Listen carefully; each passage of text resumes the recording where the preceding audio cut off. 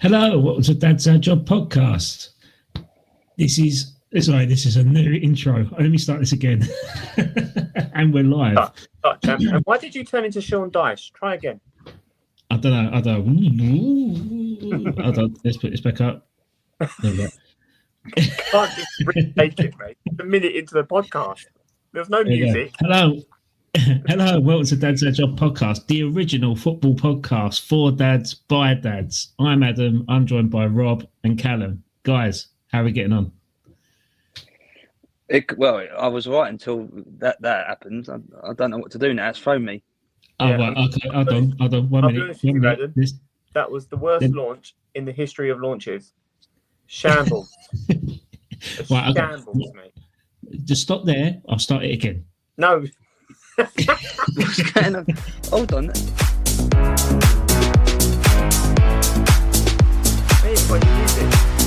is it the long thing as well? Hello and welcome to Dad's Our Job podcast, the original podcast for dads by dads. I'm Adam, this is Rob, and this is Callum. Guys, how you getting on? Better? I've been better. Mate, I tell you what, that's top drawer. Absolutely top drawer. So professional. That's a game changer. That is going to put us to the top of Spotify. That is. Yeah. There you go. Everyone's just dropped off now already. It's fine. It's all good. Yeah. Just three dads just talking. Yeah, interrupting me whilst I do the intro. Thanks. That's really, really good. Really good start, boys. What about the dad's pants? Oh, dad's pants. That's a good one. Hashtag that. Dad's pants. Yeah. Okay, mate. We'll do that for you. Don't worry. Perfect. Are we going to start? Are we going to restart again? Get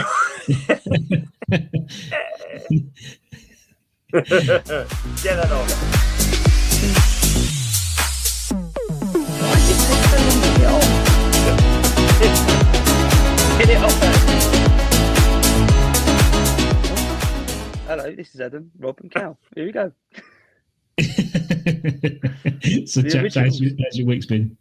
Week's been all right? You going to ask me a question, or are you just going to keep bantering? No, I'm ready. No? Sorry. Yeah. Cool.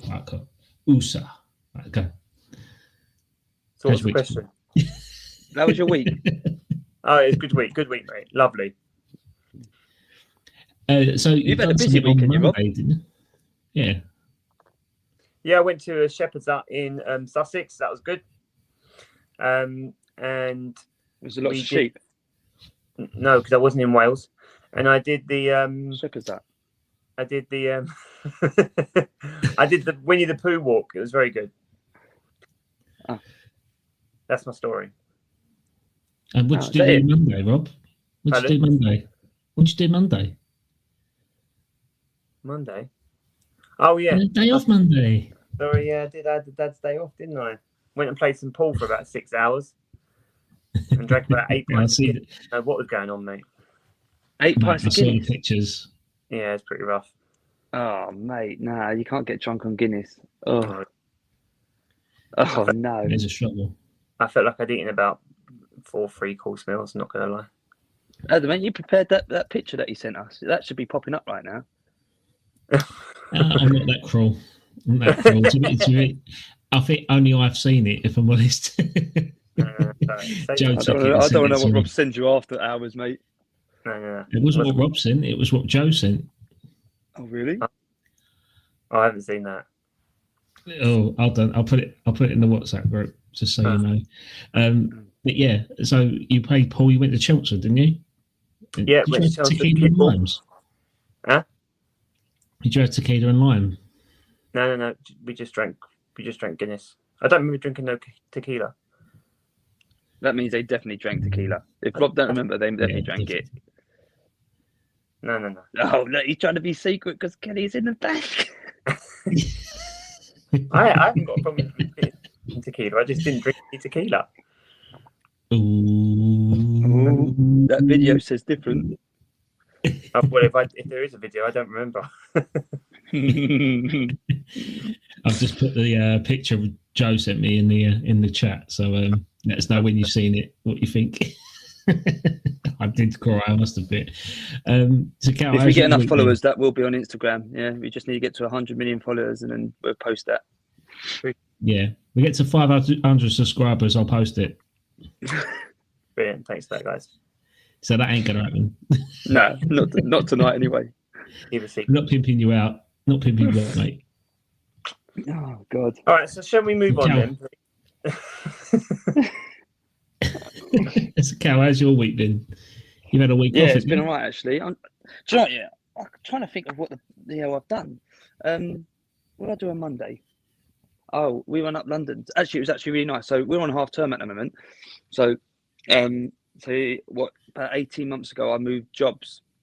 So it was quite nice actually. We went up and met some of my old mates, my old work colleagues that I haven't seen. I haven't seen since I've actually left the job.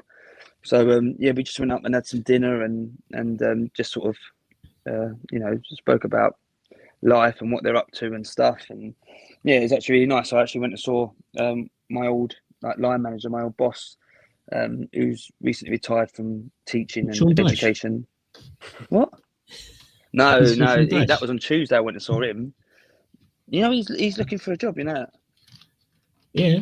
Yeah, no, Ask him he was job talking work, to me Tom because he thinks he might be moving to the East End because results ain't being picked up in the east of London. So he said that he might be moving down south to South London, East London. Sorry. Yeah. Yeah, I mean, Leighton Orient have had a very terrible time at the minute. Very terrible time. Getting knocked out of the cup with Man City. Yeah, I feel for Leighton Orient. Oh, that's not the club he mentioned to me. Funny enough, no, it wasn't. No. Yeah. But Excellent. it was really nice. And then what did I do Tuesday? Just potted around, had my hair cut. You know, I know it's going to sound really bad actually, but so obviously Bogo's nursery. So we've been still putting him in nursery. So we had him off Monday with us, but we've been putting him in nursery. So like, I'm not going to lie to you, just so that we can have a bit of a rest. I know that sounds awful to say, but It work's does. so intense. It does. It is, isn't it bad, isn't it? It is bad. But, I mean, the thing is, whoever justifies it, or we justify it going up, well, we're paying for it anyway. But I don't know, sometimes it's just nice to have a few hours just to just breathe. Do you know what I mean? Like, because work's so intense as well. And then obviously you get into the routine of getting Bo up, get him to nursery, go to work, pick Bo up from nursery, come straight home, get into bed. We have a cup of tea and go to bed ourselves. It's quite nice to just put him in nursery and come home and just watch something. Do you know what I mean? Like just watch anything on TV. Yeah. So to be fair, we've done that. Even though we've done bits in between, like try to tidy the house up and I've like put shelves up and well, we was meant to do the garage today, but we're going to do that tomorrow. Tied up the garage. Just taking life a little bit slower. Really, Maybe that's what I've done this week. Studio back, right? Yeah. The plan was to do it tonight, but obviously with things that have occurred, we haven't thingy. But no, it will be up and running from next week. We just need to get some cameras in there or whatever you want to do. But it should be ready next week. But it's been quite a nice slow week. It's actually I actually feel like I've done something for myself. Like, you know what I mean? Like, yeah, it's nice. It's been a long time since I feel I've done anything like that. What about yourselves? It was quite a good weekend really last weekend. I mean, I went West Ham. The trains were knackered. Thanks Train Line and London Overground and Underground and Wandering Free. So I went to go to an event in the morning called the West Ham Way event where Martin Allen was there and Colton Cole. So I went to go there. Obviously the trains were a nightmare. Managed to get to Stratford for about 12, so I thought I could probably make the last hour of this event. Got to Stratford, I thought, right, okay, the event was held in Hackney Wick, so went to get on the train to go one stop on the Mildmay line, which is a new named line of the Overground, and sitting there for 10 minutes, like that, nothing's happening. Sitting there 15 minutes, nothing's happening. 20 minutes. I'm sorry, we're going to have to suspend this train. There is a swan on the track. So the train got suspended because of a swan. Right. So, I was like, right, okay, I've wasted 20 minutes. So I jumped off the train, ran to Hackney Wick, trying to find this venue, and I caught the last 10 minutes of the event. So it took me all that time to get there. But yeah, I got there, I sung the Colton Cole song, and then that was it. And then I met up with some old school friend of mine, Mark. Hadn't seen for years since we used to play football together at Romford Royals. We had a reunion about just before COVID. And we had a few beers there and met up, and then I met my dad after the game, and then that was that. And went back to Upminster. Kerry's mum and dad had Connie. Kerry was out, so we had a couple of drinks in Upminster. Went back and then left Connie with her mum and dad, and we had a free Sunday, so we walked Buddy. Went back. I was due to go to the Henny Swan in Sudbury. We were driving back. I was pretty much hungover. I'm not going to lie. So we're looking at each other, driving back, going, should we just get a Chinese and stay indoors and go to bed early? And I was like, yeah, that's exactly what we need. So we had a Chinese at 6 and went to bed at 8, and that was it. That was that weekend. But Connie had a whale of a time with her nanny and granddad. So, that was the week. And obviously, the week just goes on as normal, doesn't it? Nursery and childcare and stuff during the day. So, yeah, it's all good. All good. Nice. So everyone's winning this week. Yeah, it was quite a good weekend. Yeah, I've got one for you. I can't remember if I told you this last week, but I'm going to tell it again anyway. But I've absolutely stitched myself up here. So, Lily, who's Heather's cousin, she's had a dog, or she's got a dog, right? And she's just adopted another dog. I think it's from Romania, or they do like these adoption things from abroad where you can sort of bring dogs over that have like homeless dogs or like stray dogs and that. Anyway, she's brought this second dog over.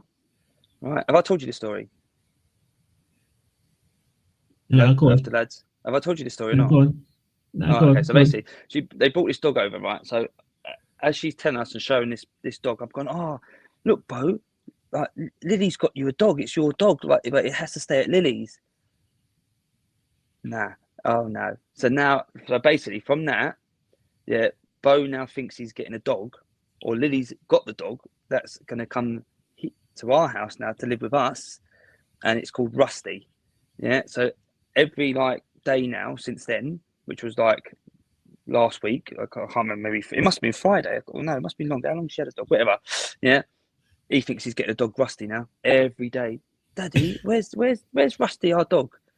So me and Heather are now thinking and talking about when and if we can get a dog for Bo, because he thinks he's got a dog coming that's called Rusty. And then when Lily puts a dog up on the screen, like, FaceTime, oh, look, Daddy, it's our dog Rusty. It's our dog Rusty. Oh, no. You think, oh, you idiot. Why have you said that? So now he thinks he's getting a dog, yeah. So I've stitched myself up massively. And Cal, Heather, yeah. Cal, we heard this last week. Did you? Yeah. I just wanted you to say it all over again. Yeah, but the thing is, it's bad because it's still going on, mate. It's still going on. He ain't forgot. We've heard this one. Well, anyone who did tune in last week, you're welcome. All right. So, as you were saying it, I was just smiling myself. Thought I'm going to wind him up here. Adam, did I say it better last week or this week? I think you said it better this week, because now we can understand that the bluey link of the quiz last week was Rusty was the dog, wasn't it? Correct. Well done. It's true. Well done. Well, that's cricket. That's it. Yeah. That's it. So, going on to TV. So I was going to say he was quite emotional, wasn't he? In terms of almost the thought of getting a dog and stitching yourself up. But obviously, we're talking about mate, that. You are a professional, Adam. That, mate, the link that you're about to make, your levels, you've done well. Go on. Yeah. So yeah, good. The topic this week is about crying at our kids. So showing what? your Crying at our side. kids? That's not what the topic is it? Crying at our kids. Actually, I think it was LOL at our kids, wasn't it? See, I was doing so well, and you hyped me up. You've let yourself down, mate. Yeah. So have you got any? Obviously, last week we touched on stories where your kids, you LOL'd at your kids. My dad found your story about Danny Rob quite funny, especially the bogey comment coming out like a bogey. No, that tickled him over the weekend. So have you got any other stories, but this time on the other side of the scale in terms of what made you quite emotional over your kids? Emotional? I remember when Danny used to play football, and he didn't quite take to football like the other kids did, and it took him a bit of a while. And we kind of later realised it wasn't going to be a sport. But I remember I went to one of his games and I took him, and he scored 2 goals in one game, and they were like the first goals he ever scored. And so that was quite an emotional moment, because I was like damn, like Danny did it. Like he kind of got the idea together. He dribbled with the ball, took it around the goalkeeper and scored a goal. And I was like, that was actually quite a good goal. So that was quite an emotional one, for the right reasons, I guess. But yeah, so that's the first one that kind of comes to mind for me. What about you guys? Yeah, it's a good question. I mean, for me, the things that make me emotional is like seeing Bo with like Dad, like with Pops and Nan. Like, so like if you see when he plays with like Nan or he's playing with Dad or whatever, and then it sort of just makes me emotional where you sort of see them playing with Bo, and it makes me think about like how they used to spend time with like myself and Rob, but also it's that like I don't know, it's going to sound, I don't know, I feel so, obviously Danny got to meet Granddad Rob. Yeah. No? I thought Danny met Granddad. No. Was he not here? Granddad, I swear. I think, but he didn't meet him. Did he not? No. So basically, I thought Danny. I swear Danny met Granddad. Yeah. Have you not got a picture of him with Granddad? Oh. Didn't meet him. So basically, obviously, where obviously Dad's been ill. Well, Mum's been ill as well, I suppose, but Dad's been ill, and like just like, and obviously the Bo never got to meet Granddad, basically, right? And it's almost like like like him being with Mum and Dad, like just makes me emotional sometimes when you see him like interact and like he's playing. And he's like always so like when they turn up at the house and he's so happy to see him, or they drive past and you sort of take him out and he's happy to see him, and it just makes me sad, like not sad, but like makes me emotional in the sense of like I'm so glad that he gets to, because we had such a good relationship with Nan and Granddad, didn't we, growing up? Yeah. And obviously I just want Bo to have that as well. And he does have that. Do you know what I mean? It just makes me emotional when I see them together sometimes. Like they just, even if like just doing little things where they're like drawing on the easel with Mum, or when Dad sits on the floor and plays football with him. It just, yeah, that's the sort of stuff that makes me sort of go like, it's more lucky, I suppose. Like, you know what I mean? Like a nice emotional, I suppose. What about you, Adam? I'll say other than the obvious of Connie being born and her falling down and scraping her knee and stuff like that, it does make you a bit emotional, but in different ways. There's a happy emotional, like being like crying, and then there's the sad crying. I think that's the hardest is like the realization of something's never going to happen. Like when my granddad passed away a year after I got married in 2017, I think February 2017. And funny enough, that's why I got this shirt on, because this is his shirt. This is his West Ham shirt. He wore every time I went to West Ham.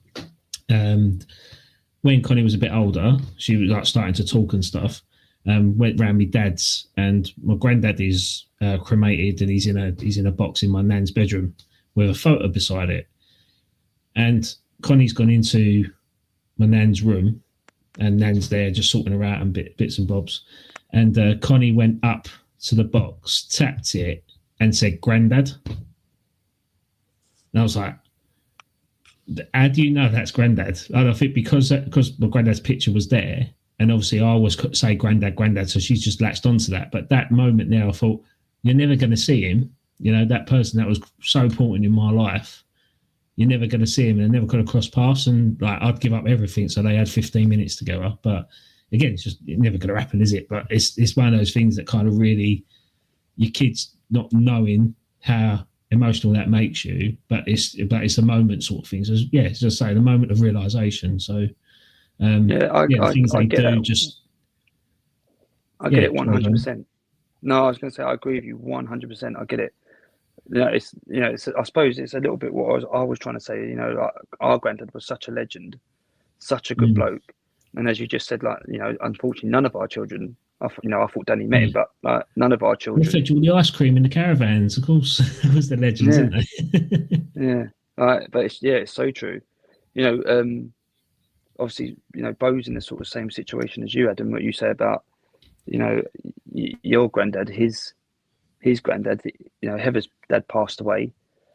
You know, and we do the same. We've got a picture of, like, we've got like a wall, our wall outside. It's got everyone who's passed away on it, and like, you know, we always like show Bo them and say, like, this is granddad Bob. You know, that's what we call Heather's pops. And then obviously you've got, like, you know, my nan and granddad on there. You've got her nan and her nan and granddad on there, and you know, we've got like, Leader up there with Skylab and stuff. And as you say, it's like, you know, by the sounds of it, your granddad is the same as our granddad. He was such a good bloke, just an absolute gentleman, you know, and we were lucky to spend so much time with him. And then, as you just said, like, you know, Connie and, you know, Bo won't get that blessing. You know, Danny hasn't, you know, didn't get that blessing with, you know, granddad and that, and the same as, you know, Leia. And you sort of think, you know, there's so much they taught you and you get from them, you know, and you just, as you just said, I just wish that they got to see that as well. Do you know what I mean? I think that's absolutely. Yeah, it's hard. It's so bloody hard, isn't it? But this is why I said, like, the blessing. One of the things going on to that, then, do you think your kids show an element of them, like of your grandparents? Like, because for me, everyone's like, Connie's such a happy kid and she runs around, and Kerry always says, Kerry knew my granddad, and even her mum and dad knew my granddad and that. And like, so my granddad was quite a loving person. Like, everyone wanted to talk to him. Everyone had a lot of respect for him. You know, not like he was a godfather or something. He was just a nice bloke and he could have a chat with. But there's an element of Connie where, like, that's my granddad's inner child in her. You know. And even like when she smiles and when she sparkles a little bit in her eye, I can see my granddad in her. Like, it's really weird. It's really, really weird. Almost I need to get a ghost poltergeist in or something to kind of get it out. But yeah, it's little things like that. Do you think that your kids show elements of that with your grandparents? I hope so. I mean, well, I think, you know, if any of our kids turned out like our nan and granddad, they've done pretty well, in my opinion. And, you know, our nan and granddad, as well as our parents, I think, you know, they would have done pretty well. I like to think, because I think they've done a good job. You know, I think they've all done a good job. You know, with granddad to dad, and, you know, mum's parents down to her, and then hopefully them down to us. And I just think, you know, I like to think that their character lives on through what they taught them to them, what we've been taught to what we're going to teach our kids, I suppose. But I mean, Bo always is said to look like Heather's dad. I mean, he does favour Heather's side of the family.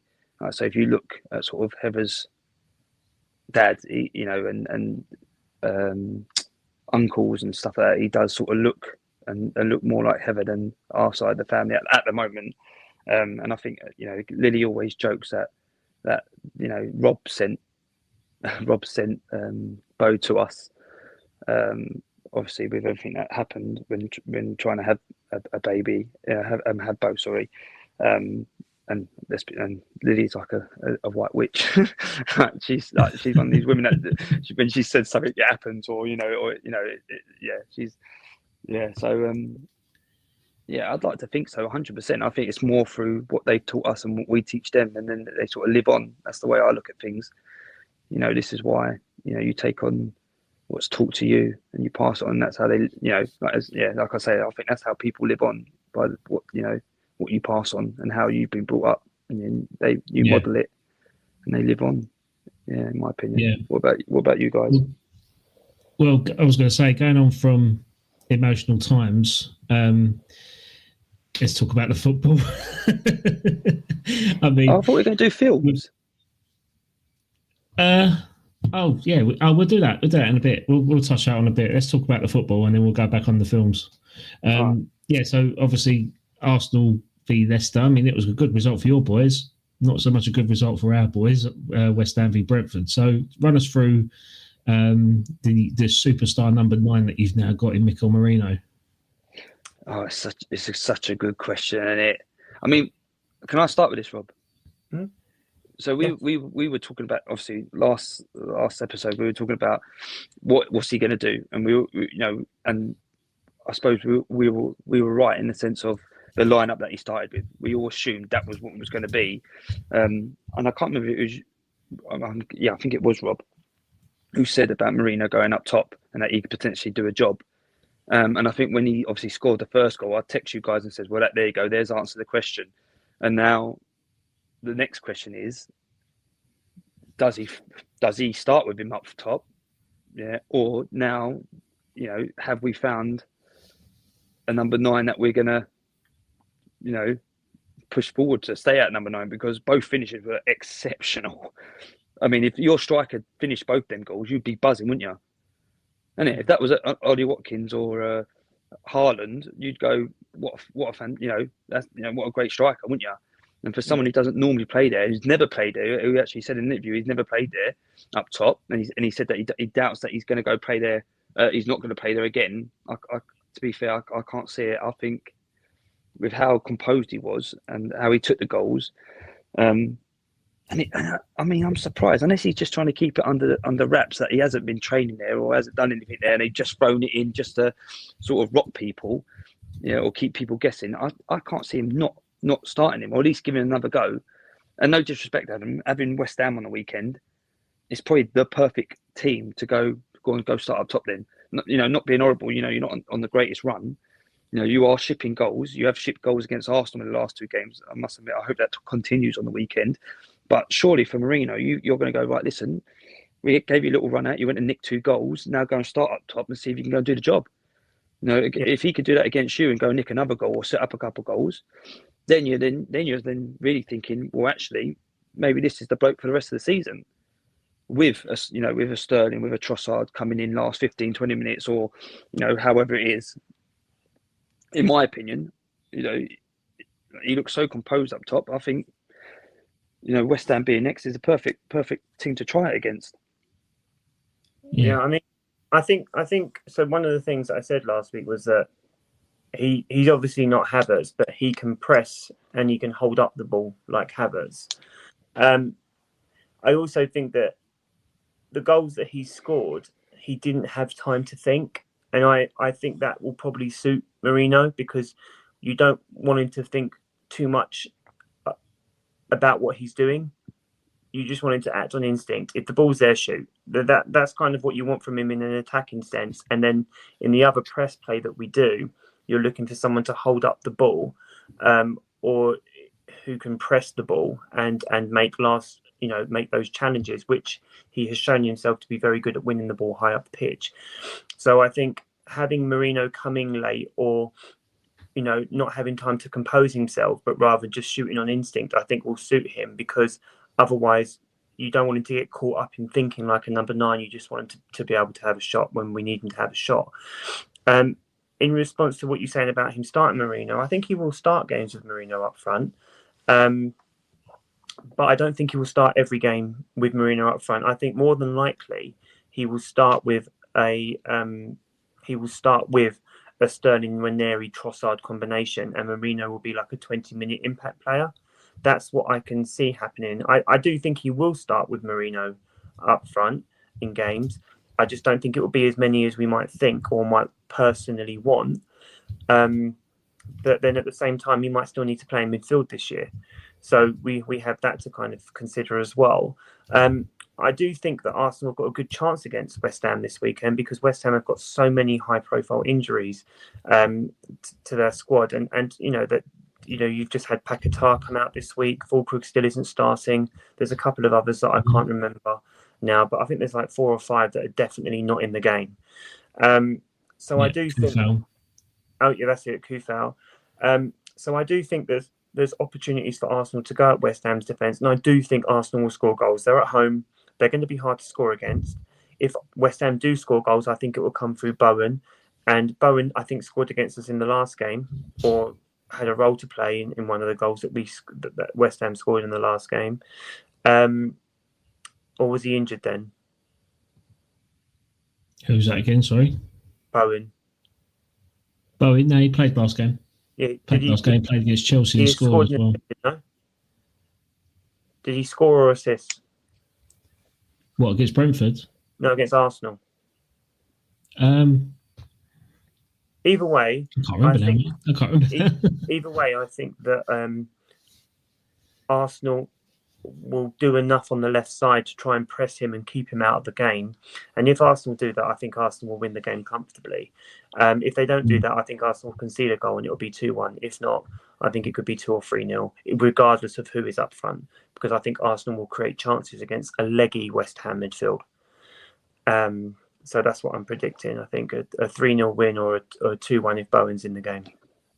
I think us being at home is going to be a big deal as well. I think us being at home, I think Liverpool dropping points again on Wednesday, Liverpool having Man City on Sunday. I think the ground could be buoyant as long as I think we nick a goal early. I think we'll go on and win, and I do think Liverpool will lose against Man City on the weekend, and I think it will really bring everyone back together, and I think it will make the last end of the season, the last few games of the season. Because if they do, Cal, if Man City beat Liverpool this weekend and Arsenal beat West Ham, we'll be 5 points behind Man City with a game in hand. And if we do win that game in hand in game week 29, I think it is when Liverpool blank, we could be 2 points behind Liverpool as we build up to our match with them at Anfield. And I do think that Liverpool are starting to look a little bit tired, actually. Leggy. They struggled against Wolves. They barely beat... Aston Villa. No. They barely drew with Aston Villa. And they could have lost it in the final moments of the game. And, Arsenal bottled it 2 years ago. I don't think they bottled it last year. But Liverpool have a history of bottling the Premier League. And so I think it will be... an interesting run-in if they fail to beat Man City, because then they know that we've got that game in hand hanging over them for at least 3 game weeks before we play that game week when they blank. And they know that they can't drop points in the next 3 game weeks before that blank. So I think that's quite a lot of pressure that's slowly building up on a Liverpool midfield that I think is flattering to deceive at the moment. So they've still got big claim. They've still got big games, as you say. They've got Man City. I think they've got Newcastle as well within that running. They do, yeah. Yeah, and they got Man. I mean, I know we still got big clubs. I think we got Man U and Chelsea and that. But I think they've still got to play both their teams. They've got to play us. They're all hitting low form. Chelsea are out of form. Man United are out of form. You'd think Arsenal should be beating those. So regardless of whether they've got a striker or not, and Ranieri is just gorgeous at the moment, isn't he? What about you, Adam? Oh, sorry. I was going to ask quickly. What's your thoughts on? Sorry, just quickly. I was just going to ask. What's your thoughts on people comparing him to potentially the next Messi, or as good as, or could be as good? Sorry, well, anyone could be as good. With, Mikel Marino. No, they're talking about Haaland, mate. That's what they're saying. Next to Haaland. Yeri. I'm not interested in any of that. Just let the boy play football. I couldn't care less. Yeah. I think it's probably the right thing. It's probably the right thing. It's enjoyable watching him. Yeah, I'd say that. Yeah, you feel like you get more enjoyment out of the academy than you do the players that you sign, right? Like, it's because they're one of your own. Tabs reckons he's better than Messi, by the way. And Tabs, denial is not a river in Egypt, my friend. Not yet, anyway. Oh, there he is. All right, Tabs. So follow Tabs' podcast. What's it again, Rob? The Grove podcast, the Grove AFC. Podcast. He'll correct us in the chat anyway. Yeah, he will do. Type it in, Tabs, and we'll keep it up for a little bit. Yeah, so obviously it was good catching up with Tabs earlier. There you go, the Grove AFC. Follow that. I'm a West Ham fan, and I actually quite enjoy an Arsenal podcast. So that's because you're a secret Arsenal fan, mate. Yeah, that's right. Well, the same as every other club in every other country. Who's it in Belgium? Tabs will like this. And... Tabs will like this. That what Tabs in the comments? Who did we beat in that final? Dad went to that final. Do you know that? That was in the FA Cup final, no? FA Cup final, Trevor Brook and Header. Yeah, the last time West Ham won a domestic trophy. And the Tabs will most likely tell me how many cups Arsenal have won since then. At least 12, I think, in the FA Cups, I think it is. What, since 1980? Yeah, I think so. It's 12. I mean, they've won 10 just alive, and that was 1986. So I think it's probably 12. But yeah. It's outrageous. You don't know how sport you are. Well, I did try to tell you. That's why I don't really care about your Mickey Mouse Conference League Cup.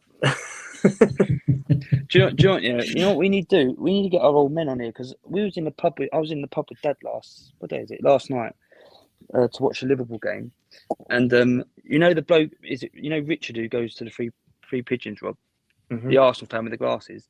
Yeah. So we were waffling with him, and I was like, we were sitting with him, and Dad was like talking, Dad was like proper on talking, and he was talking about we were talking about like travelling away, because obviously Dad like went to travel with Arsenal wherever he went to watch him, and he was talking about it last night. And he was talking about going to the Fairs Cup, like the second leg at Arsenal, and who scored, and he was talking about when he obviously, so Adam, our old man, used to live 2 doors from Highbury, literally. So the stadium, there was a house, then his house. So he was saying about like he used to crawl through the stands to get into the stadium, and like he used to sell programs and stuff. But Dad was proper on it, like he was proper like talking about everything that he used to do.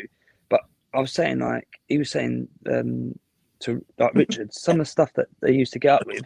What? I'm just laughing at Tabs. He said it was a mistimed header. It was a fortunate goal. If it come off his shoulder, didn't it? Saved it. Yeah. But yeah, like some of the stories that Dad was coming out with was just like fantastic. It'd be so good to get them on. I'm sure that your dad's, I mean, not cup finals, but I'm sure your dad's got a few stories he could talk about West Ham in the 80s. No, Adam? Yeah. I've sent the link in. If he wants to jump on, he's more than welcome to. So if he jumps on, he jumps on. If he doesn't, he doesn't. No, I mean, going back to West Ham Brentford, I mean, obviously we lost 1-0 as predicted last week. Brentford would come out the traps and score in the first 5 minutes, which they did. But from that, it was a pretty dead game, very dead game. But something that's been quite hard, I've done a video on it yesterday. The London Stadium feels very cleansed, very dry of atmosphere. Still feels like, although we've got this new manager coming in, we're playing the academy now a bit more. We're playing a better brand of football despite the results.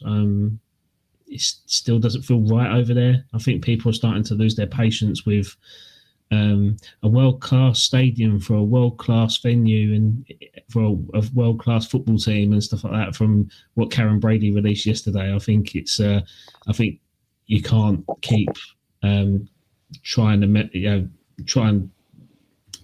sell this project to the West Ham fans anymore. So I think we've had 8 or 9 years of it, and I think we're sick. It comes across that the fan base is very impatient with what we've been given now. Things need to change, and I think that might escalate over the next couple of years. So let's see what happens with that. But don't you think that's a bit harsh? You've won your first trophy in 54 years or whatever it is. Yeah. Yeah, I can understand. I can understand being frustrated because you'd like to think after winning the European Cup that you would have pushed on. I get it. Like, it's it's the same as like when Arteta won the FA Cup. You sort of think, and I know we have pushed on. All right, we might not have pushed on in the sense of actual trophies, but we have pushed on. I can understand that. You think you'd win that European Cup and things would change and you'd be on the momentum and maybe even challenging for Champions League. I could imagine where West Ham and where your mind would have been winning that cup. I get it, but again, you have, since you've been to the London Stadium, you have won a big cup, or you've won a cup, and I know there's an argument behind that. Do you not think it's a little bit harsh? No, I don't. You don't, no? Even though you've won the cup in your first lifetime, in your actual lifetime, you don't think it's a bit. Listen, that cup, right? So we went to the London Stadium in the hope of getting European football to the highest level. No, listen. So that competition that we won came after we moved to that stadium. So we went there for the intentions of going to a better European competition and winning a better European Cup. That Conference League, as fantastic as it was and as memorable as it was, jubilant, getting European football for the third time on the spin, it wasn't what we went there for. We didn't go to the London Stadium to win the Conference League Cup that didn't exist. You sound like Arsenal fans 10 years ago when we were winning FA Cup. Oh, mate, it's bad. Well, there you go. Bloody be happy, mate. You didn't. No, we can't. The thing is, right? So I've bit here. I can see you smiling. You've gone, mate. I think it's hilarious. Well, and a little bit embarrassing. No, it's not embarrassing. The thing is that you own your stadium. In comparison between West Ham and Arsenal, you gave up Highbury, your spiritual ground for the Emirates. And had 15 years, 19 years of nothing near enough. You've had a few FA Cups. 4 FA Cups, yeah. Oh, there you go. That's more than West Ham's entire history.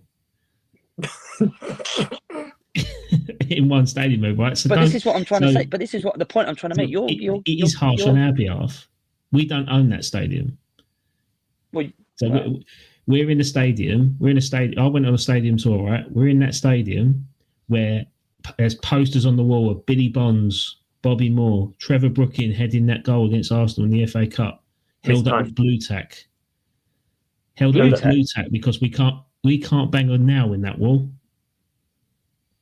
We can't do nothing. Well, a lot of your fans bang their bits against the walls, so. Exactly, yeah, exactly. You don't need a hammer when you've got hammers.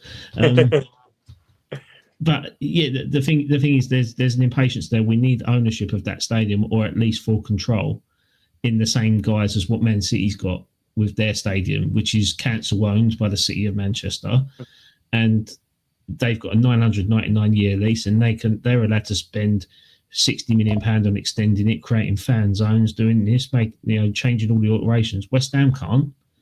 But on the other side, you haven't got the stress of all the upkeep either. So you're making what you make is what you keep. You ain't got to put it back in, have you? This is the current board's argument. They're like, well, why do we want to spend hundreds and hundreds of millions of pounds converting a stadium that we already play in? We already get ticket revenue from. We get a portion of the commercial and food and drink rights, and we only pay £2.5 million a year rent. Why would we spend all that money? So I see the counter argument to it. But if we want to be a serious club and we want to have an atmosphere over that stadium, I mean, there's some arguments on there saying, oh, we didn't have all this uproar when we beat Seville in the Europa League, or we didn't have this uproar when we beat Arsenal and Chelsea in the Cup. Yeah, that's one that atmosphere would exist in any stadium in the world, any stadium. But the atmosphere that we lack is the day-to-day going to the game, 3 p.m. kickoff, not being rinsed by the surrounding areas of Westfield, to go in there and enjoy a game and have a family club environment with passion. Results irrelevant. I went there at the weekend and we let a goal in and everyone went, so you watching EastEnders tonight? They don't give a shit. And that's bad. That's sad. And basically, our fan base has been cleansed over that stadium. Yeah, but Arsenal went through that. You remember when Arsenal first went to the Emirates, Rob, and it was all corporate, wasn't it? Literally, fans were struggling to get tickets, and it was all corporate. It was all going off to businesses, and this is what we were told. And we lost. And Go on, Rob. the membership brands, isn't it? Yeah, and actual fans couldn't get tickets. Do you know what I mean? We couldn't get. No one could get tickets, and then I also think how there was a disconnect, wasn't there, over that time? So as the Emirates there was, as the move went on, Arsenal fans had a massive disconnect with their club because there was frustration that Arsenal were paying off the stadium, which meant they couldn't invest in the squad. And sometimes Wenger would ask what his budget was, and they'd be like, "What can you do with $1 million?" And we ended up with Yaya Sanogo, while everyone else was buying the Drogbas of the world. Like it was a rough time, and there was a massive disconnect, and that's why we have to be. That's why I think that Arteta deserves more credit and more patience. That's why Arsene Wenger is a god, because the teams that he kept getting in top 4 and the teams that we had, for him to do that is incredible. Sorry, I didn't mean to swear, but absolutely incredible. No, you can swear, mate. But he also did it. Yeah, that's right. Cal, he also did it to the detriment of his own legacy as well. Like, yeah, it was selfless. It was very selfless what Wenger did, because he wore it and he protected the players, he protected the club, he protected the infrastructure of the club, and he did it at the expense of his own legacy. Because actually, if anyone deserved to lift more trophies as a manager, it was Wenger. And he won 2 Premier 3. 2. 3. George Graham didn't win a Premier League, did he? Yeah. No. Yes, he did. I think 1998. No, that was Premier League. Sorry. Yeah, he did with he won the double, you donuts. I think it was 98. I think he won it. Yeah, they won a double. Yeah, that was League One trophy. Yeah, it wasn't the. Sorry. Ignore me. Division 1. But also, you got to remember, Arsene Wenger, Real Madrid wanted him. There was all these talks of big clubs wanting him, and he stayed at Arsenal. I mean, as you said, Rob said now and yet, he almost ruined his own legacy, because he could have gone off anywhere, I think, with his philosophy, and I think he was a groundbreaker for his time. Well, he definitely was a groundbreaker for his time. He could have gone off to Spain and won trophies with Real Madrid. He could have gone to. He was fighting with Mourinho over Arsenal tried to sign Cech. They didn't sign Cech, and this is the first time round, by the way. Arsenal tried to sign Cech originally, but he signed for Chelsea because they could afford a better wage packet for him. Arsenal couldn't do that. So there was lots of players that Arsenal were connected with, that in the end went to the likes of Man United and Chelsea, because Arsenal couldn't afford. Wayne Bridge was one of them, wasn't he? Who? Wayne Bridge was one of them, wasn't he, at one point? Probably. There was lots of players that ended up at like I said, at Man United, because even Arsenal were about to sign Ronaldo. Yeah. And then Hazard. I reckon Tabs is probably. What's Tab said? Hazard was the other one. That's right. There was all these players that Arsenal were going to sign, and in the end we couldn't sign them because we couldn't afford the wage packet. And I think that says a lot for what Wenger achieved and what he did to his own reputation at the expense of it. But then at the same time, to bring that back to West Ham, you have to think that West Ham have been there for quite a while now as well, and they're not having to pay anything off, whereas Arsenal were paying off a substantial amount of money, and that was affecting their transfer business. Whereas in contrast, that's not what's happening at West Ham. A lot of West Ham is incredibly bad investment, if I'm being completely honest. Some of the players you've bought would be absolute car wrecks. And that's a really bad example. Sorry, I shouldn't have said that. That didn't even mean that. Trust me, Antonio would be laughing at that. Don't worry, it's fine. It was an innocent. Just such poor signing. I'm really sorry about that. I wouldn't have done that on purpose.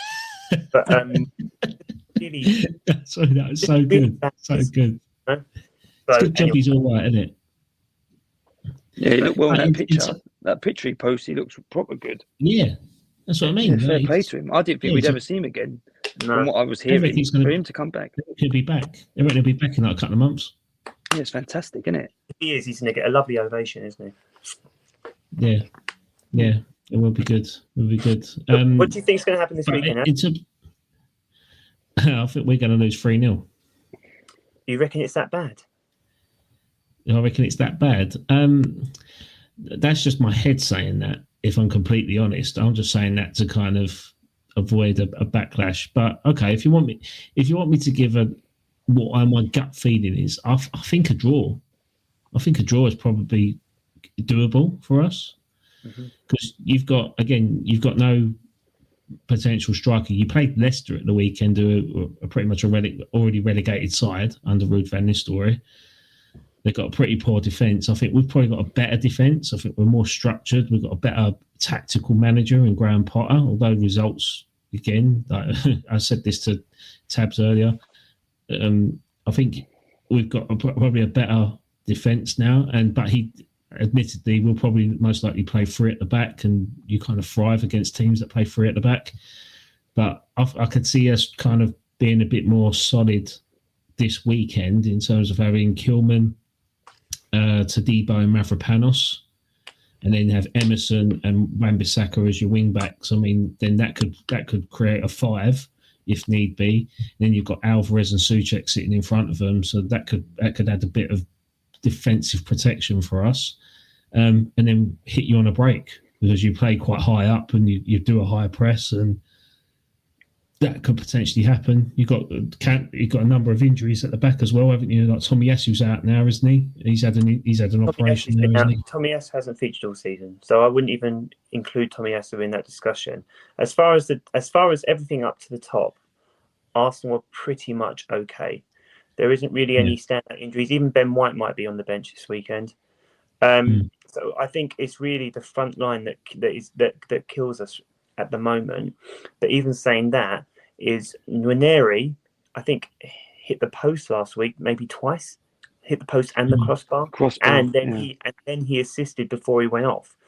I don't think he finished the game. So, I think there are goals in that team, regardless of whether, people were saying that Havertz was crap and we shouldn't be playing him. So if anything, with Marino up front, the attitude should be we're better off anyway. If you're going to be a cynic. I'm not a cynic because I miss Havertz, but the reality is, if most people think Havertz is shit anyway, so what difference should it make this weekend? So I still Can I think throw something out there? Yeah. If Marino goes and scores again this weekend, what's the talk? Honestly, what is the talk? If he goes and scores again, my fantasy football team will be interested at £6 million. So, especially because I'm looking to replace Palmer after he plays Leicester and Southampton. Yeah, there is that. But a quick question for you then, before you go, Rob. Who's got the better front three this weekend then? West Ham or Arsenal? So West Ham's front three could... I think that's probably a little bit loaded because Sterling's barely played, and you can talk about experience, but Sterling's barely played. I think Nwaneri is red hot. So I think that at the moment, any team in the Premier League would love to have a Nwaneri off the bench or starting. But he's 17. So I think it's probably a little bit unfair to put those two into a discussion. Trossard is a starter. And I think that Trossard is as good as anything you've got, barring Bowen. And then Marino. You don't think he's better than Bowen? No, I don't. I don't think he's better than Bowen. No, I don't think Trossard is better than Bowen. But then the other one is. And then the other one is Marino. Again, I think Marino is an unfair one as well because he's just filling in, isn't he? He's an 8. No, he's an 8 that's really good at pressing and can make high upfield tackles, which makes him perfect for the Havertz role, other than maybe his striking, which looked pretty good at the weekend. So I think there's too many factors there that make it a bit of an unfair comparison. Who are, other than maybe Trossard, who I think gets into West Ham's team. So you've got Bowen. You'd put it past me if we signed him in the summer. No, I know. You've got Ferguson and Bowen. Ferguson's barely played, so I don't think he matters too much. Like, he could score, but then so could have any of Arsenal's players. I think Bowen's also he matches Gabriel and Saliba. I'd like to think Saliba and Gabriel would fancy going up against him. Yeah, I think so. I think Ferguson, I think they would fancy going up against him. I think they. I don't think they've ever gone up against him, have they?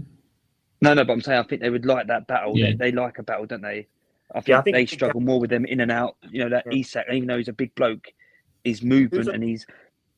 Sorry, no, go on. Sorry, I said about Isak, they don't like that sort of player that sort of does them runs, sort of drags them in and turns round. Where the strikers that sort of stand there want it.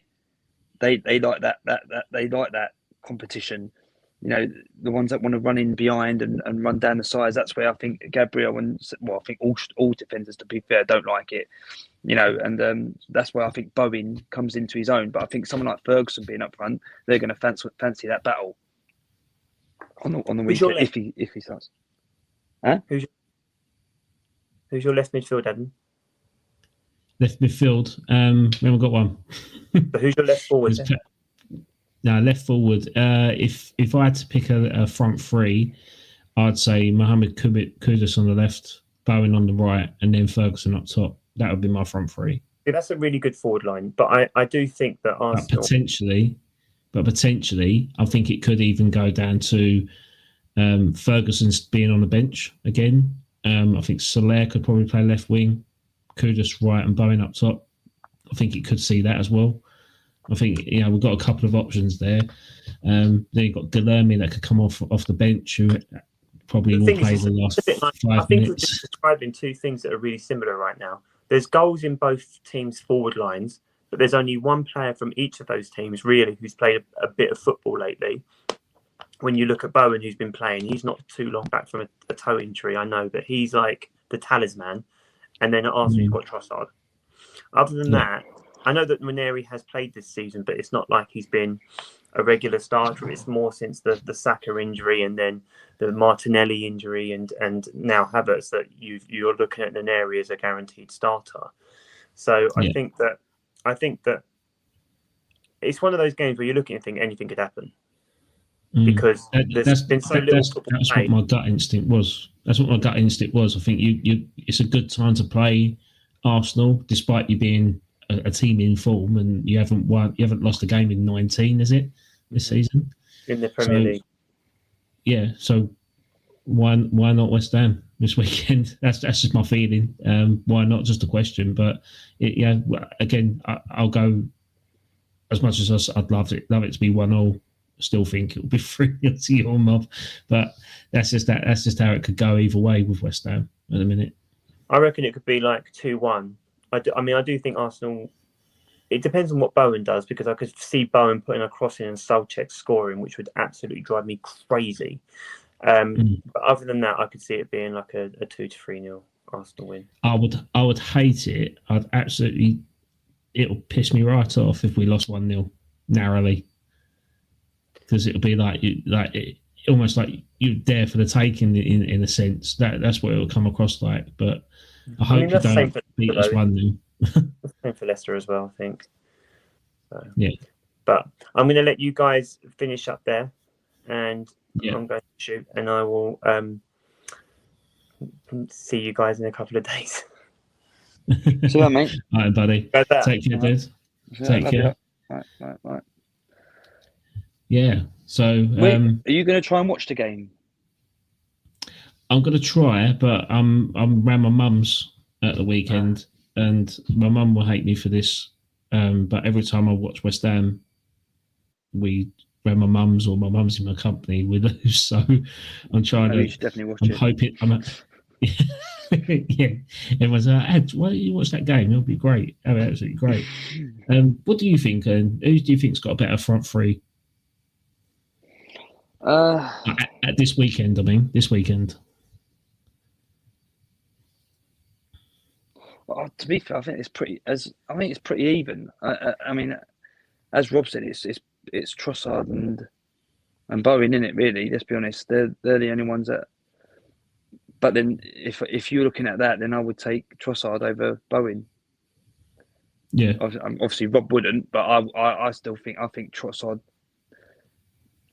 does more for Arsenal. Oh, I don't know. That's a big statement, actually, isn't it? More than Arsenal than Bowen does for. I'd take Trossard. I must admit, I'd take Jeff Trossard Trossard as well. over Bowen. Yeah, even though I would. I think he deserves it. I think he's done enough for Arsenal this season, and the end of last season to warrant to say that I would trust him this weekend to go and assist or score. Would you say the same for Bowen? I think Bowen's got it in his locker, isn't he? He's definitely got it in his locker. Yeah, I mean, yeah, you don't become a talisman for your team without having a bit, and playing the Premier League without having a bit about you. But yeah, I think that's how. Go on, mate. Sorry. No, I was going to say, I think Trossard will do something for us this weekend, score or assist, or both. Yeah, no, that's a fair shout. Okay, well, in terms of quiz, Daddyators. No, we can't do it. No, we can. I'm going to test you on your own with a picture round. Oh no, hold on. You have a challenger. Who's the challenger? Oh, we'll find out in a minute. Can I just say I'm so crap? I'm so crap at quizzes. You're so crap. Well, no, you're not that bad. Not against your brother anyway. I think I've won one. So we have Tabs. Tabs is going to challenge you for Daddyators. Oh, here we go. How are you doing? I don't need any. What was that? That dog cartoon stuff that you were talking about last week? No. Yeah, Cal, explain that because I think everyone needs to. Paw Patrol. That's it. Paw Patrol. No, it's not Paw Patrol. It's Bluey. Bluey. I thought Bluey was a character in Paw Patrol. No. That's two different programs, mate. You're going to struggle with this. This week it's Peppa Pig. Peppa Pig. I might know a bit more about Peppa Pig than Bluey. So my kids are 16 and 18. It's a long time since I've had to sit down and watch. Oh no, I don't even know if that was even out. I don't even know if Bluey is out when they were kids. No, exactly. Yeah. How you guys doing? Okay, so yeah, good mate. You all right? Bad, mate. That's bad. Yeah. Thanks I'm for trying to edit Adam and his diatribe that he came out with this afternoon about West Ham and being a good team and going to smash Arsenal. So I'm just going to edit that out. Yeah, that's it. Yeah, I said we're going to win like 6-0. Let's get our own back. Declan Rice scores an own goal of hat-trick own goals. That was what I said. Right, so I'd be worried if that was the case. So Tabs, you have challenged Callum this week for have I? Daddyators. Yeah, Daddyators. So hold on a minute. Hold your horses because we have got. Oh, here we go. Daddyators. Ready?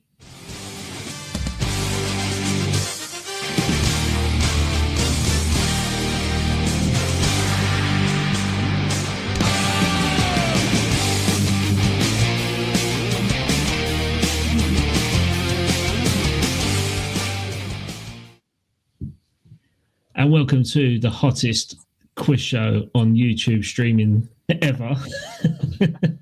This is what it's called, Daddyators. Daddyators, are you ready? Ready. Yeah, mate, buzzing. I'm so ready. It's ridiculous. Here we go. So this week, I should have got my wolf wig. I know, yeah. Have you got a wolf wig? when I was about 18 years of age, yes. So this week's quiz is flags. World flags. Oh, easy. So easy. Tabs throwing it in there quick. Oh god, here we go. Why is it easy? Oh, it's one of my favourite topics. World flags. Oh, you're joking. Oh, right. Really? Okay. So it's a stitch up. You've had a conversation today, ain't you? You've gave me the old one. I need to get my glasses for this. Yeah, I was gonna say I could just about make that up of these. The answer at the bottom, isn't it? Yeah, the choices are at the bottom, but you need to link the word, obviously the name of the country, to the flag. So okay. Yeah. Thanks, Adam. Right, so Daddyators, are you ready? What have I got to shout them out or what? What do you want to know? So what we'll do is Well, I'll say, like say top left, for instance, and then you have to shake your buzzer, and whoever gets in first gets to answer it. Okay. Okay. Yeah, but I can't even see the names at the bottom. All tight. Can I zoom in? You don't need the names at the bottom. It's fine. I'll tell you all now if you want. I bet you can as well. I think I know most of them. It's just Go on then.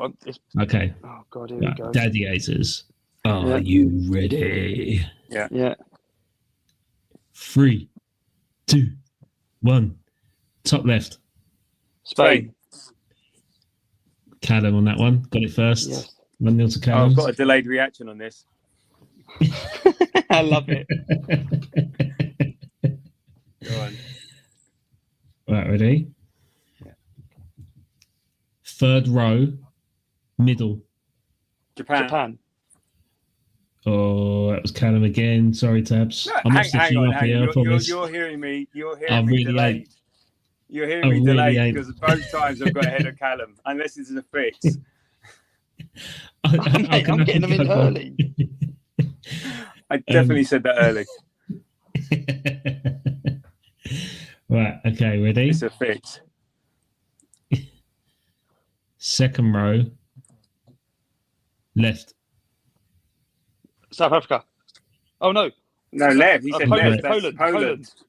Poland. Tabs has got that one because Callum got it wrong. 2-1. I'm going. You should. Top row. Top row. Right. Australia.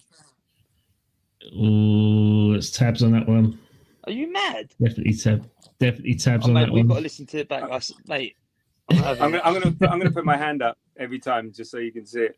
There's Australia. Okay. Go on. I can see you. I know you can't hear me though. Go on. Yeah. Sorry, what was that?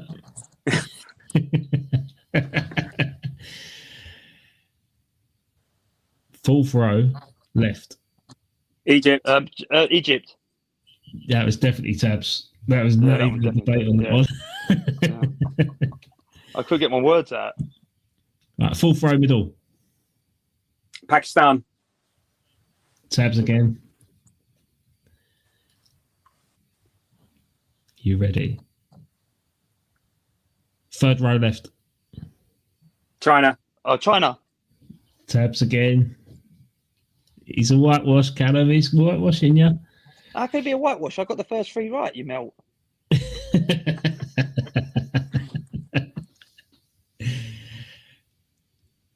Second row, middle.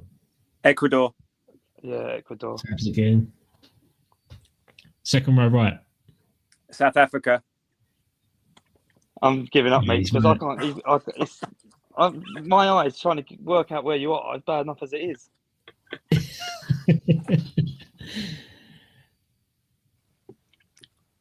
Third row, right.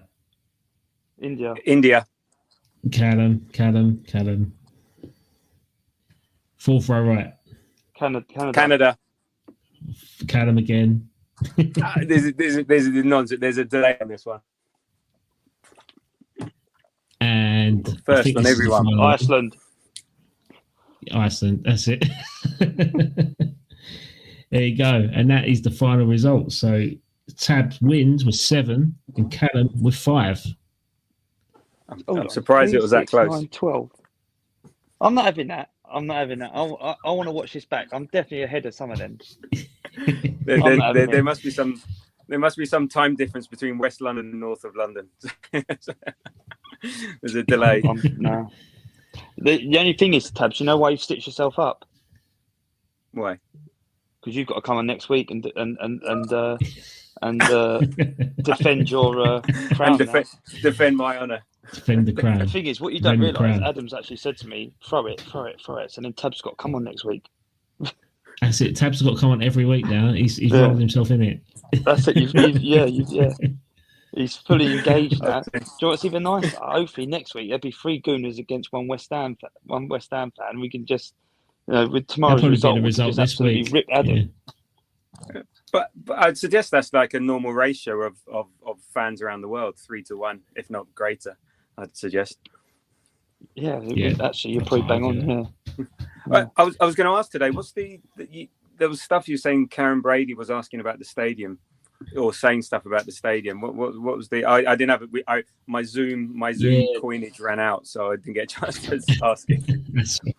That's right. Yeah. So basically, yesterday it was announced by Sky that Jack Sullivan is doing a podcast called The Broad Room. Mm-hmm. And he's doing it with Mark McAdam. And Mark McAdam is actually a fantastic journalist and a really, really good Sky Sports News reporter. And that covers a lot of the South Coast in terms of transfer activity and games and stuff. But they had an exclusive where they had Karen Brady go on and talk about her life as a ball, one of the longest serving chief execs and most powerful women in football, which she's worked hard for that. Can't take that away from her at all. But there's been a lot of negative response when they talk about the London Stadium being the right move for the West Ham, saying that it's a world-class facility with world-class viewing platforms for football, and but it's not really gone down well with the West Ham fans, if I'm completely honest, because it just all looks like a sugar-coated interview. When I think the fans that go week in, week out, I mean, I went at the weekend, but and I saw it once, and I was like, oh, this is not good. I mean, I haven't been on a 3:00 kickoff over at London Stadium for quite a while.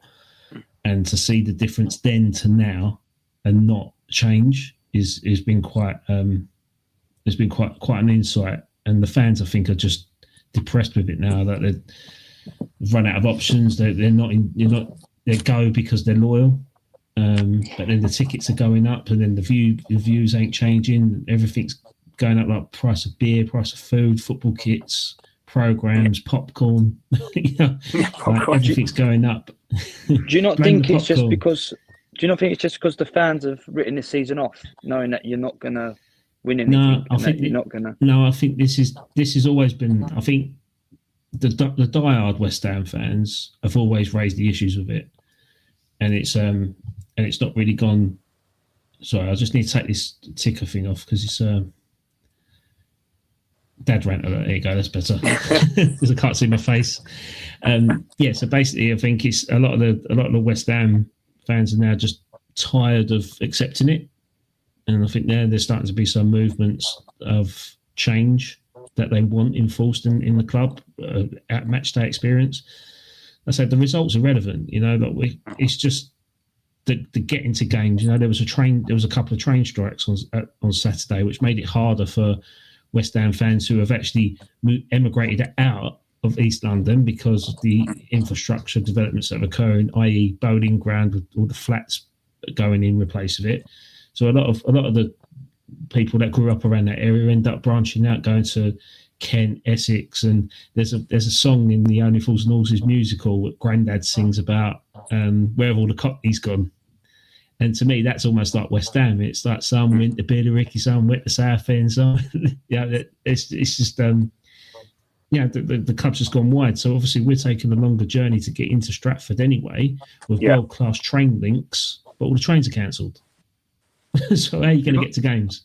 So the thing is, Arsenal went through this when we first got into. Do you know what I mean? And now look at our fan base. It's probably the strongest fan base and atmosphere that. Well, I've definitely ever seen that at Arsenal. I'll try to speak to my old man about this, and I suppose he's got sort of different memories, especially with the 70s and the 80s. And he said that the fans they did sing and they were loud. But I know obviously my only memory of Highbury was always being called Highbury Library. But every time I went to Highbury, they especially in the North Bank. And that's where Dad sat. It was loud and it was rowdy and stuff. But we got coated with that name or that name. But then look at us now. It's almost like a foreign atmosphere now. Almost like a Spanish sort of atmosphere. With the ultras behind. Up the clock end and the singing and the scarves and I find it hard to believe that West Ham, who have arguably got the best history of fan base to then say that you feel like that's dying. Like, yeah, I don't know. I just think you're maybe.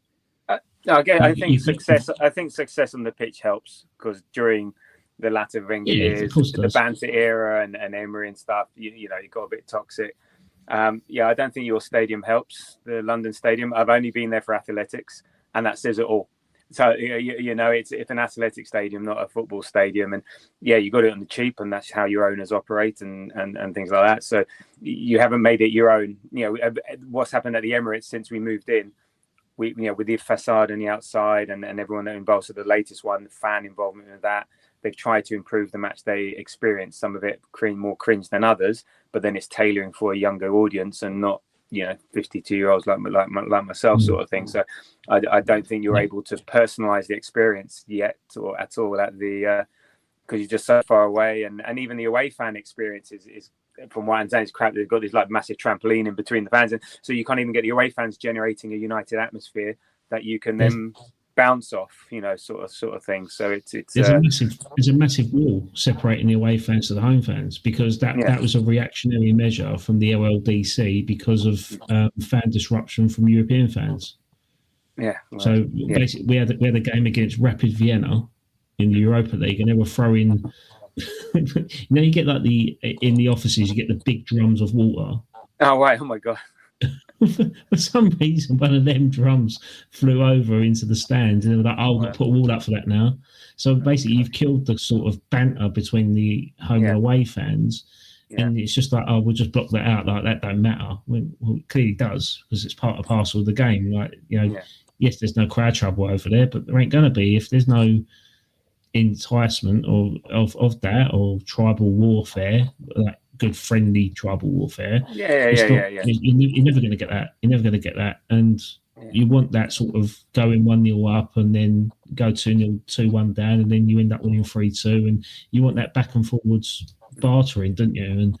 And like I say, it's all lost. It's all been lost. Like it will never have the same.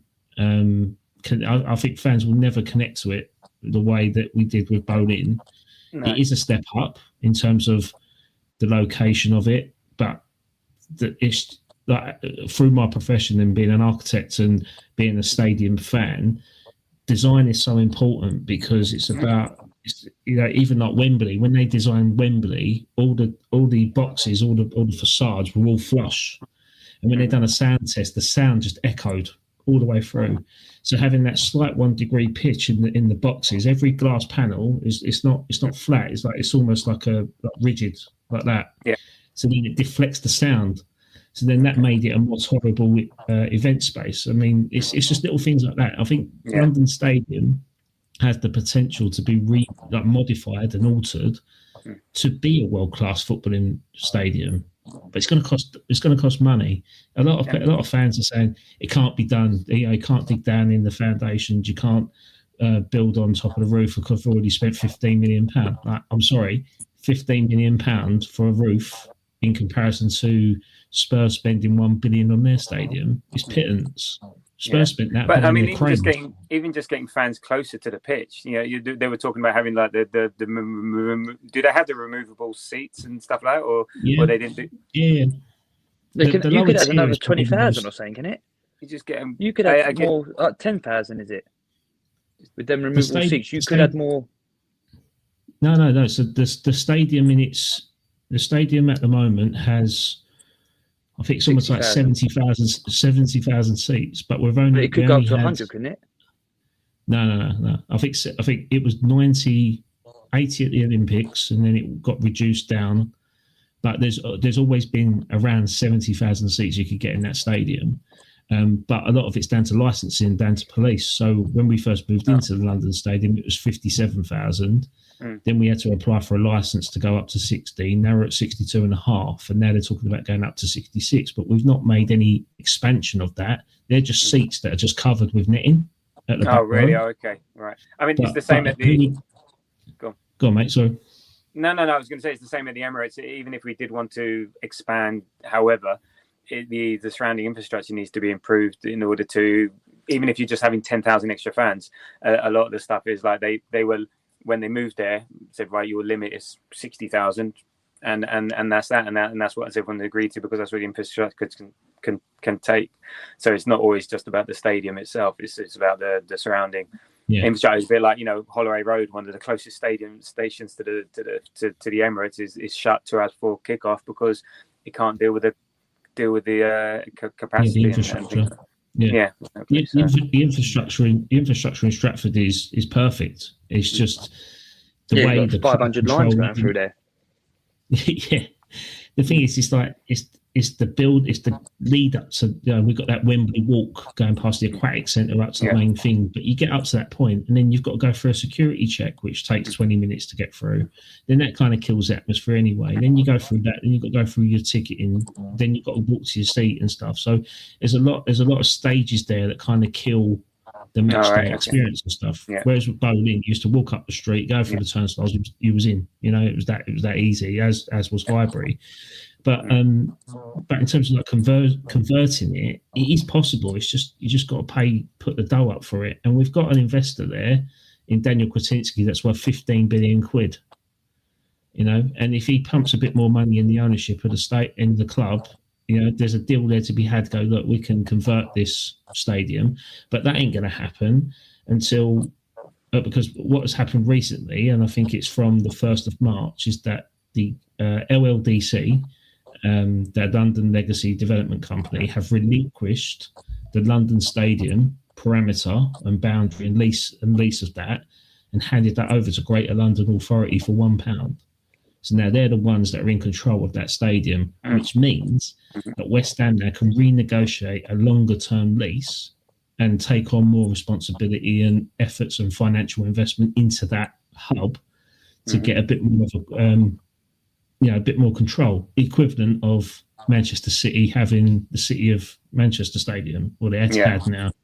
They've expanded, they got it in, they put a new roof on.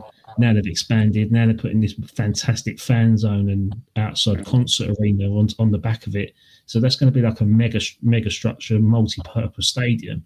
London Stadium can be that. It's got the capacity to do that. It's just the people in charge at the minute have been quite stubborn and wanted to keep Major League Baseball there two times a year.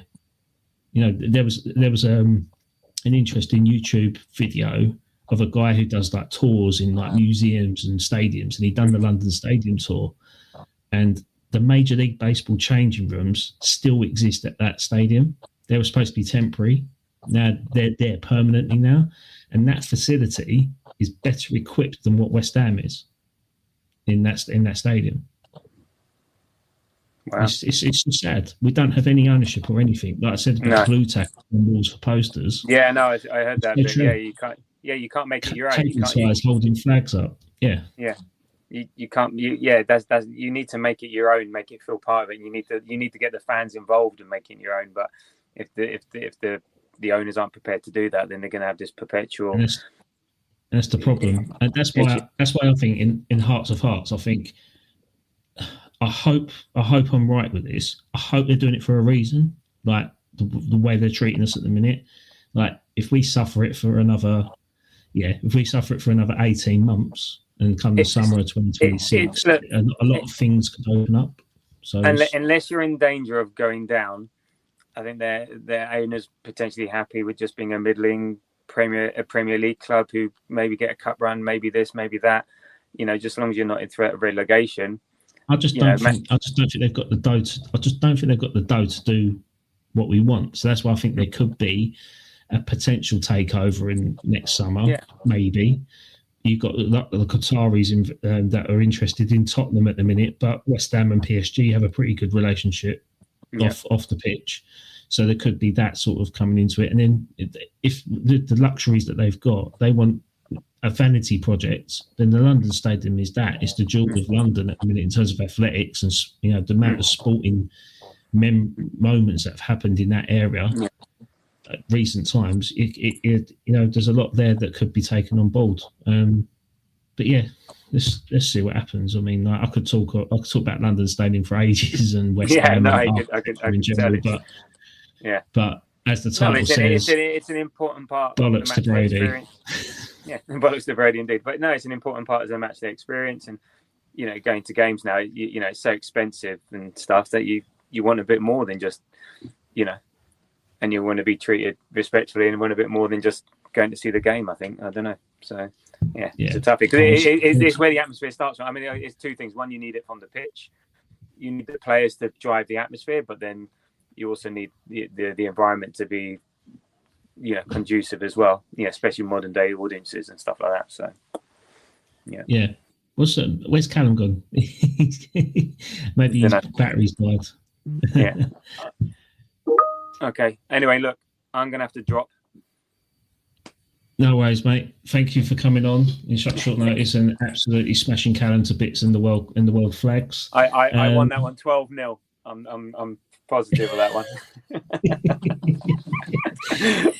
We'll see about that. But obviously, Daddyators happens every week. It's always between me, Rob, and Callum. And I say you can be a quizmaster one day if you want, Tabs. If you want to throw it. Yeah. Look, if you need any help, just let me know. Okay. All right. No worries, mate. Thank you for coming on. Hey, no worries, mate. No problem. Cheers. See you that one, dude. And that's the end of this week's Dad's Our Job podcast, episode 22. Thank you for everyone to joining and listening. I know people are just getting onto the chat now after watching other streams and stuff. I'd love to stay on, but I can't. But yeah, no, thanks for coming on. We'll be back next week, and hopefully get a few more viewers, a few more listeners. And I say, please don't forget to like and subscribe, and you can follow us on X. All the taglines are below. That'll be ticker taped all the way through this stream. Yeah, I say thank you for joining. And sorry, Dad. Boo. Yeah, thanks. And thank you, Kerry, for coming on. You're a moderator. You didn't even know that, did you? So final words. I think West Ham, Arsenal at the weekend, Dodge Pod Derby. It might be a quiet one from me next week. So thanks again. See you soon. Ta-da.